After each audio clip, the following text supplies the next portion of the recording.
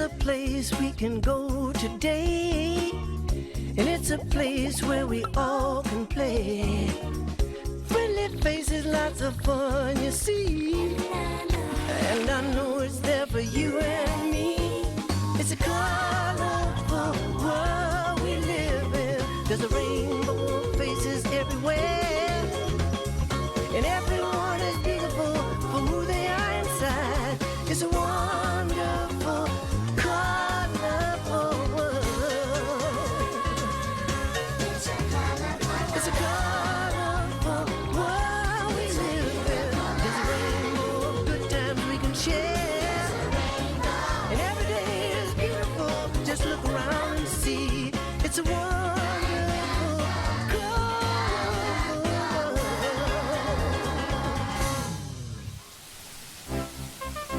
It was the end of spring on the island of Sodor, and as such it was raining rather hard. Some lines were completely flooded, causing trains to run late.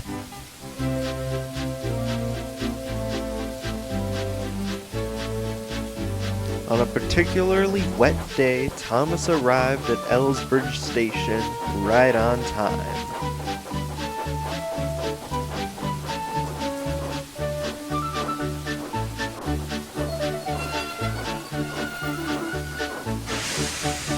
Before he could continue, Thomas had to wait for James to clear the line.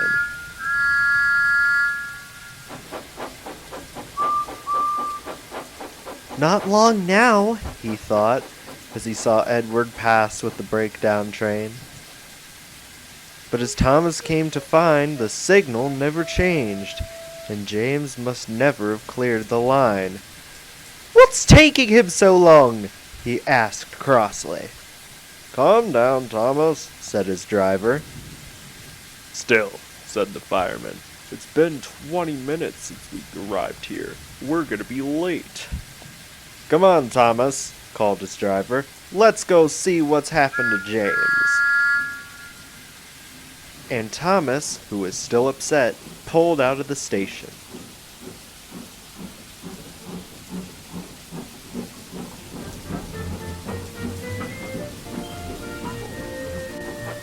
"What a drag," said Thomas. "Having to be late and coming out to see what's happened. Oh, well, no wonder he never cleared the line," Thomas said as he slowed to a stop.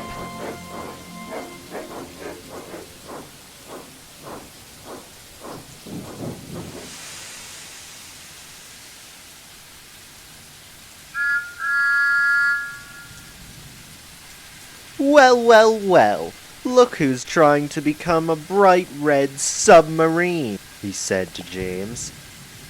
"Not my fault. The track washed out, and some idiot only put a danger sign on one side."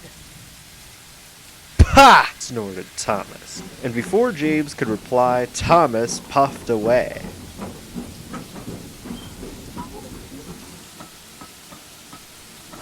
At last, Thomas pulled up to the big station. "I can't believe James out on a flooded track." He didn't know, and he was only trying to do his work. "Whatever," said Thomas.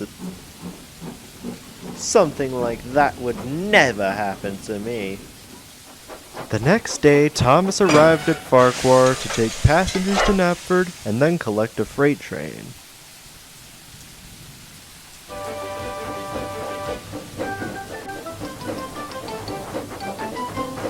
Just then, Toby arrived from the quarry. He looked worried. "I'd be careful if I were you," said Toby to Thomas. "The weather's supposed to be even worse than it was yesterday." "I can manage," Thomas replied, and he raced out of the station.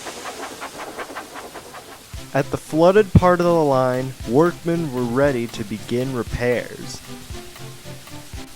But Percy was due with the freight train for the branch line, and the works train was on the middle track, so Thomas was forced onto the far side. by the time they realized where Thomas was, it was too late.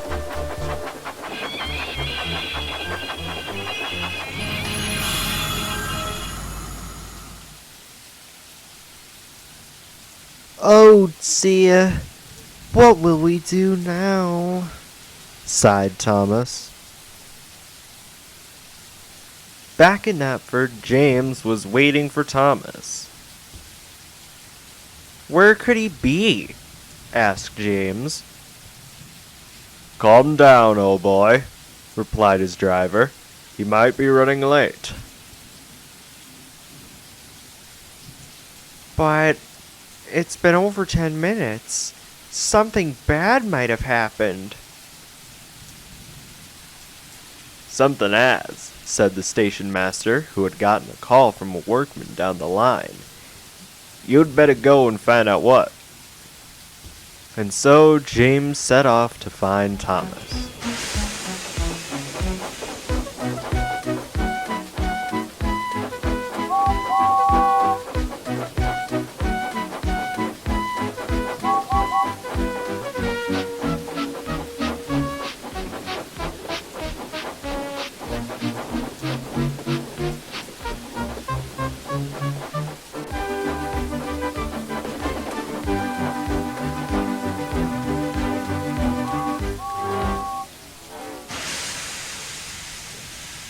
Thomas! Thank goodness! Are you alright? Asked James. I'm fine, but my fire went out. The blue engine sighed. James didn't laugh at Thomas. Instead, he chuffed forward.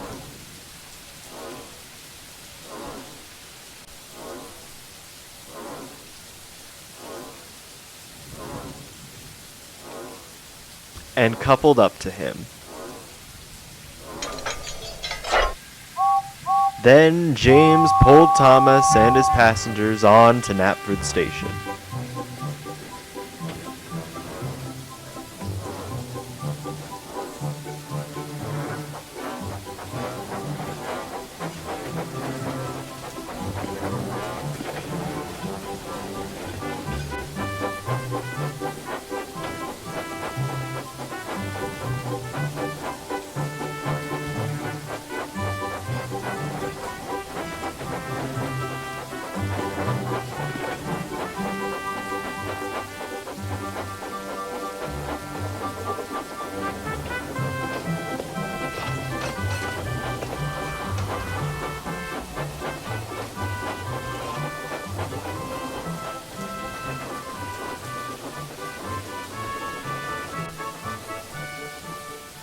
I was so rude to you yesterday.